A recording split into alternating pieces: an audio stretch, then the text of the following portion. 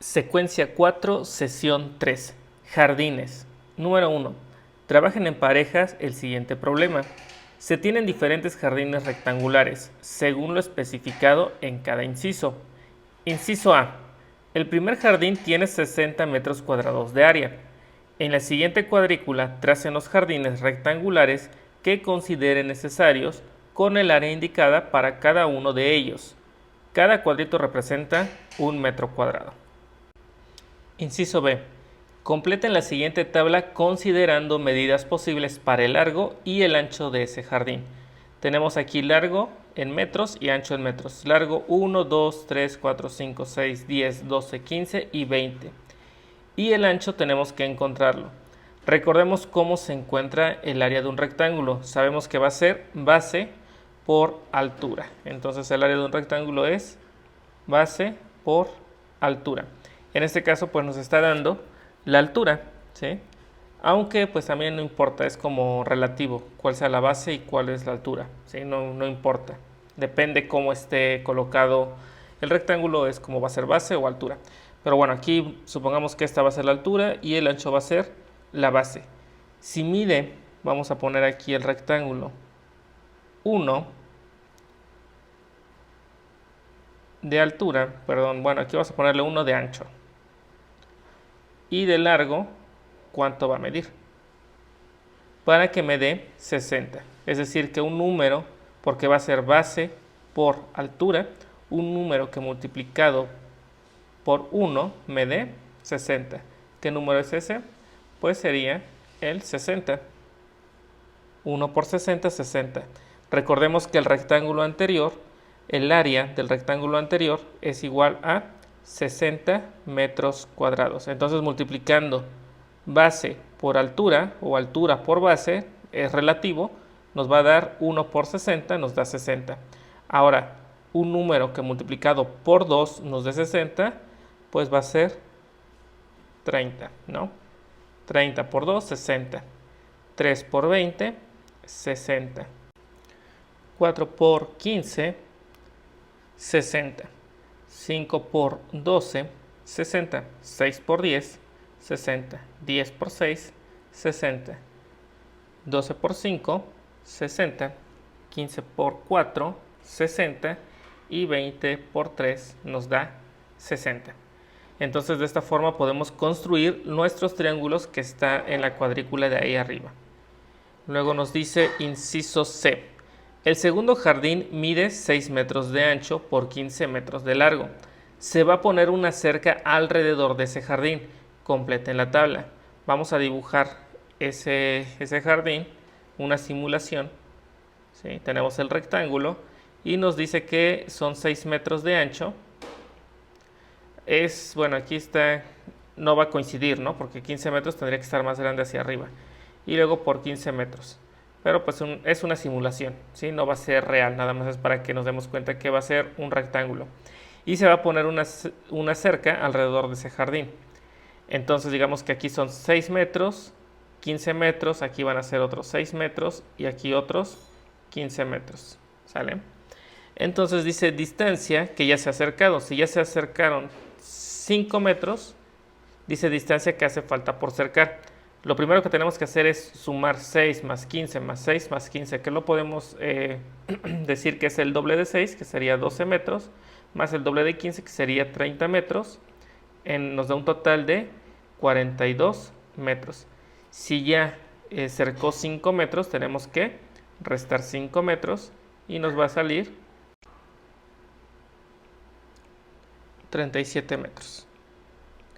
Y luego si ya se acercaron 10, sabemos que en total van a ser 42, menos 10 van a ser 32.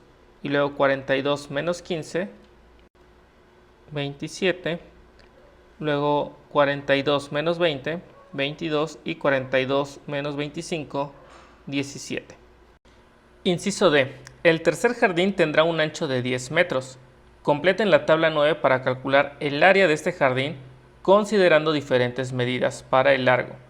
Entonces vamos a representar esos jardines. Me dice que de largo va a tener 1 metro. Y el área, si mide 10 metros, ¿sí? Lo demás, entonces su área va a ser de 1 por 10, en este caso sería 10.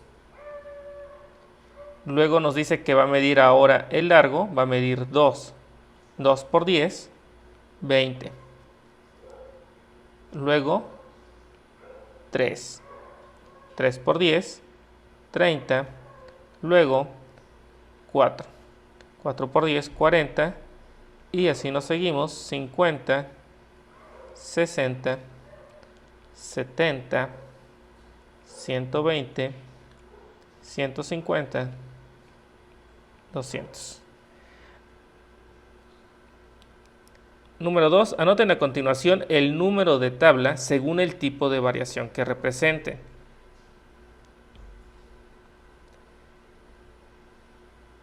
Y tenemos tipo de variación, no es proporcional, proporcional directa o proporcional inversa. El número de tabla y argumenten su respuesta. Voy a colocar las tres tablas para que comparemos. Vamos a recordar cómo sabíamos que era proporcionalidad directa y cómo es proporcionalidad inversa. En directa nos decía que si nosotros dividíamos la columna 2 con la columna 1, nos tenía que dar ese mismo resultado. 60 entre 1, 30 entre 2, si nos da el mismo resultado va a ser directa. 60 entre 1, 60, 30 entre 2, 15. Como no es igual el resultado, por lo tanto no va a ser proporcionalidad directa. Vamos con la siguiente. 37 entre 5, pues más o menos aproximadamente nos da 5, 5, 30 como un 6 punto algo. Y acá 32, 3.2. Y también nos damos cuenta que no va a ser igual esa división. Vamos con la siguiente.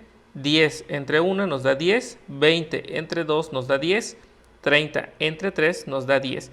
Entonces aquí sí nos damos cuenta que el resultado de dividir la segunda columna o el segundo renglón con el primero sí van a ser iguales. Por lo tanto, este sí sería una proporcionalidad directa. Y vamos a colocar eso aquí. Sería el número de tablas, sería la 9. Porque al dividir la segunda columna con la primera columna, obtenemos el mismo resultado en toda la tabla, ¿sale? Y la proporcionalidad inversa, recordemos que si multiplicábamos la primera columna con la segunda columna, nos daba el mismo producto, es decir, el mismo resultado. Entonces vamos a ver con la tabla 7, 1 por 60, 60, 2 por 30, 60, 3 por 20, 60. Entonces aquí nos damos cuenta que la tabla 7 va a ser proporcionalidad inversa. Porque al multiplicar la primera columna por la segunda columna, en cada uno de los datos se obtiene pues el mismo producto. Entonces aquí pues ya no tiene caso comparar la 7 y la 9. ¿Por qué? Porque no pueden ser una y otra. O sea, tiene que ser o inversa o directa nada más. Y por lo tanto la última, que pues aunque multipliquemos esto, 5 por 37, no va a ser lo mismo que 10 por 32 y tampoco dividiendo. Entonces aquí ni va a ser proporcional. Tabla 8, porque ni dividiendo ni multiplicando obtenemos los mismos resultados. Otra forma de poder identificar si va a ser proporcionalidad directa o inversa, por ejemplo en proporcionalidad directa, es que van a estar aumentando los datos tanto de la primera columna como de la segunda columna. Si nos damos cuenta, aquí va de forma ascendente, es decir, empieza en el menor y acaba en el mayor, y vemos que en la columna de abajo es similar, empieza en menor y acaba en un número mayor. Y contrario, en la proporcionalidad inversa va a ser la primera columna de forma ascendente, empieza menor, acaba en menor, pero en la segunda columna va a ser lo contrario, empieza en mayor y en la última disminuye, ¿sale?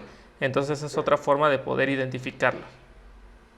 Bueno, nos vemos en la siguiente sesión.